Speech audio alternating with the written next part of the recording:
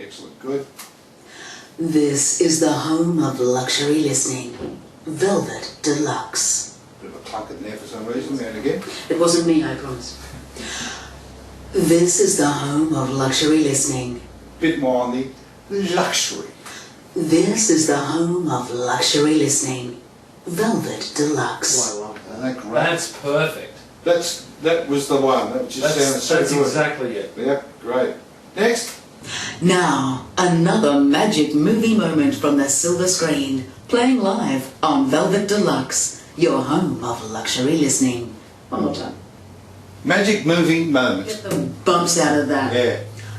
Now, another magic movie moment from the silver screen, playing live on Velvet Deluxe, your home of luxury listening.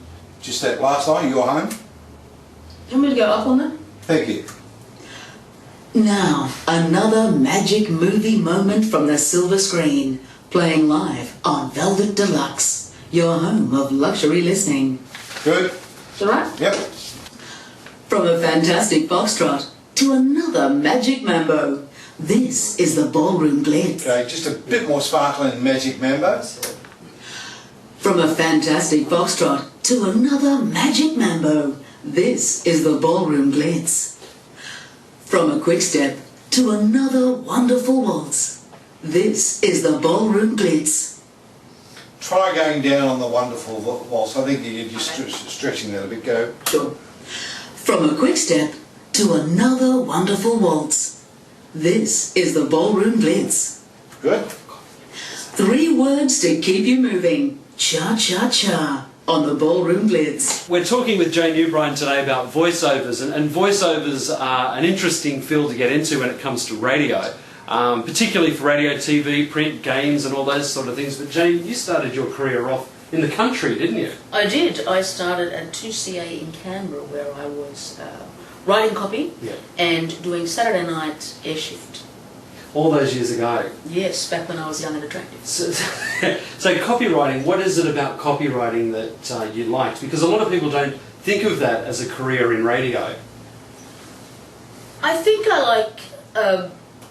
like the people side of things and being able to communicate an idea to people and being able to sell a product in a different way, instead of just doing a straight up, here's the product, here's what it's about, blah, blah, but to be able to sell it in a different way and make something creative and interesting on a little story that also sells a product and do all that in 30 seconds. I think that's the beauty of the challenge, and it's all about the idea. If you can get the idea, the thing writes itself. It really does. Yeah, but you've got to have ideas to begin with, haven't you?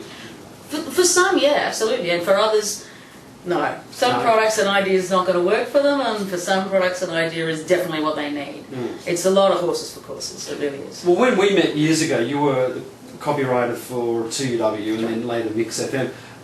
Can you walk us through the pressure of working in a capital city station on a day-to-day basis of what your job entails? How many copywriters are there for a capital city station like a Mix? There's never enough. But the difficulty of it is that you need to be creative now, and there's a deadline now. You'll have a voice coming in at, say, 2 o'clock in the afternoon to read the ads that you're writing, and you've got to get it written and approved and probably rewritten before that voice comes in. And that's assuming that everything works out nicely and you've planned your day and it's all going to be great. But there's all the variables that will happen. Like, the sales manager will drag you in and go, oh, by the way, this client wants to be on air tomorrow, and you need to sit down with them for an hour and take a brief. So, well, there's an hour of your day gone, and you've still got all those things you need to do by the voice coming in at 2 o'clock. So it's those little things that kind of throw your whole day out of whack, and that's when the pressure mounts, and you just have to pull out of the bag. You just do. So, well, I had an hour to write that ad, and now I've only got half an hour. And if the phone rings and I've got a client in on the line, then all of a sudden I've only got 20 minutes, and, you've got to meet the deadline regardless. Yeah, I mean, I remember working in traffic, scheduling, the same thing would happen. The copywriters and the scheduling department sort of work hand in hand. Absolutely. And at 2GB when I was there, they'd come in and say at 5 o'clock on Friday afternoon, these people need to be on air, make room for them, and literally sometimes we would all have to work back till midnight to get the stuff rewritten and redone and put on the air. But copywriting today, has it changed much from what it was in the time that you were working at 2UW?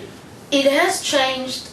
It's probably changed back by now. But the transition that I was there for was it was a necessary evil initially. Yeah. Whereas anybody could just rip out a piece of copy, nobody really cared that much. And then this whole transition phase came in where sales decided that, you know, really what we're selling here is this fabulous creative message. So all of a sudden, copywriting became a little more to the fore. It wasn't that necessary evil where you had to have a copywriter, that someone had to write the ads. It actually became a sellable part of the radio station. It wasn't just a matter of airspace. That's all you're selling.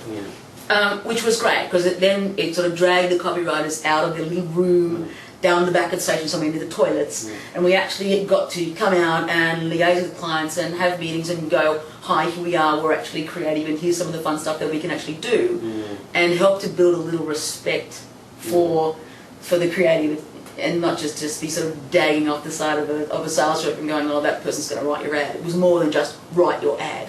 Yeah, it was all an added value.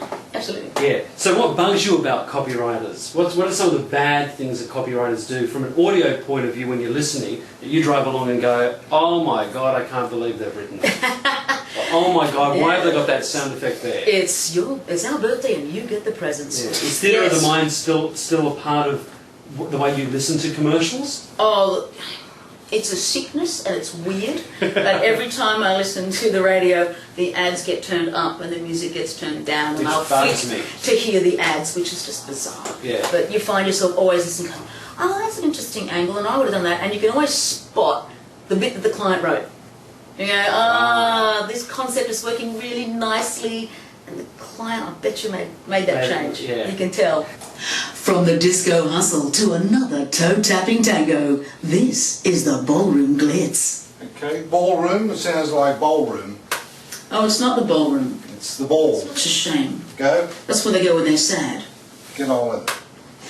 From the disco hustle to another toe-tapping tango, this is the Ballroom Glitz. Just a little gap from the disco hustle, because I may put a little splash of disco to a bit of tango. Boom. From the disco hustle to another toe-tapping tango, this is the Ballroom Glitz. Sorry, still something wrong with ballroom. Ballroom. One more time. From the disco hustle to another toe-tapping tango, this is the Ballroom Glitz. So moving on, you've moved into voiceovers. Was that an easy transition? And why did you decide to go into that field? And today you've been recording for Velvet, so how do you get yourself into character for that type of stuff? Well, voiceover started for me through copywriting. When I was out in the country, we didn't have the luxury of being able to call up a voiceover agent and say, you know, send over XYZ voice person to read my fantastic creation. So we just had the announcers, and so I go, oh, well, I need somebody to read this. And they went, well, we can't read that, read it yourself. Okay. So I did. So more and more I found myself in the booth reading my creations and reading the creations of the other people as well. And from there it sort of built and grew, and the writing sort of slid away and the voiceover came to the fore. Yeah. So getting yourself into character, it's interesting because you now get to read different scripts, and you must sit there and think, oh, as a copywriter, you know, like my scripts that I wrote for you today, Ben can't write. But how do you interpret stuff like that to get the right sound? Is it a part of using your personality and interpreting the script at the same time, or is it taking direction? Well, there's a whole lot of it. It all plays a part, and a lot of voiceovering is listening, not just speaking, because you need to be able to hear the difference between what you said and how you delivered a line and how the producer wanted to deliver the line. So, and if you can't hear the difference, then you can't make the adjustment. And it's very difficult for the producer then want to get you back in again if they're beating their head against the wall because you can't deliver what they want. But if you can hear what they want, then it's much easier for you then to deliver them and get the result at the end of it. But I find script interpretation is quite easy for me because I write them. So there's a very good chance that I know exactly where the script is going to go before it gets there, because that's how I would have written it.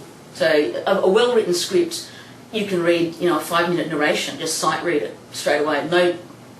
No bumbles, no stumbles. If it's well written, we'll just go straight through it. So finally, what are your 3 top tips for people getting into copywriting / voiceovers? Because in today's world, you've got to do more than just one thing, haven't you? It does help to be a little bit more flexible and have a few more skills in your bag. I mean, you know, back in the day, like guys in particular could get away with having one read. That's it. You know, you've got Mr. You know, gung-ho sport voice, and that's it. That's all he's got. You know, he can't do a little soft, nice read for, you know, Bonatos and little kitties and stuff like that. Where women, on the other hand, tend to have to do more and be more versatile. They've got to be able to be the woman in the supermarket. They've got to be able to be the corporate person. They've got to be able to be all these other people to get more roles. Whereas a guy can just live on one, like, you know, the drummer voice for Channel 9, like Steve Britton. He's got one read. That's all he's got. He's very, very good at it. But it's just one read. So what are the tips for today then? What's your number 1, 2 and 3 tip for people wanting to break into this stuff? Well, my very hottest tip for your budding creative type person. That's you. When the sales manager does drag you in at 9 o'clock on a Friday morning, and there's the client sitting there, the sales manager, and the sales manager says to you, "This client wants to be on air on Monday, and they're going to spend a lot of money, and it needs to be something genius and brilliant." You say, "Well, look, I could get it to air on Monday, but it really won't be very good." And then it's up to them to decide whether the sales manager wants to tell the client, "We're going to do something crap for you, give us your money," or whether they're prepared to perhaps put it back for a week, we can do something that's actually worthwhile and likely to work. So that's my hot tip. Because it does work. Because usually the sales manager will go, well, we could start it like next Monday. Really, could you? That'd be great. And what about voiceovers? What about getting into voiceovers? What's a tip for voiceovers? Gee. Are you naturally born to be a voice artist, or can you develop the voice to be a voice artist? I don't think you need to have the beautiful, warm timbers to be a voiceover. You know, the main thing you need to do is be a personable communicator. You know, you've got a 30-second script 9 times out of 10 for a product that you don't know or care about, that the listeners don't know or care about. And it's your job to make them know and care about it. And you've got to try and convince them that they need to buy this product for whatever reason, because scarily that's what makes the world go round. Well, thanks, Jane, for talking to us today about voiceovers and copywriting. And you've got a website. What's the website? It's www.janeubrien.com. There you go, folks. Voiceovers and copywriting. That's how you do it. And if you've got any further questions, can they email you? And if they're do you brave, charge? Of course. She charges per email. Thanks very much. Okay.